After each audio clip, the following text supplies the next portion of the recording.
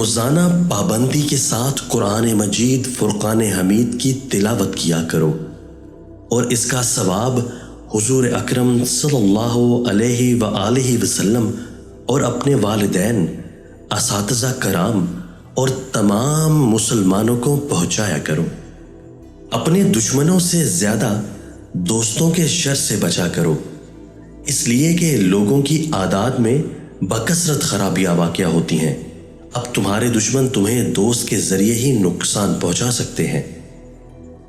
جس چیز کے جاننے کی تمہیں ضرورت ہو اس کے جاننے میں شرم محسوس مت کرنا۔ اپنے پڑوسیوں کی دی ہوئی تکالیف کو برداشت کرو اور ان کے ساتھ بھلائی کرو۔ کم ہنسا کرو، زیادہ ہنسو گے تو دل مردہ ہو جائے گا۔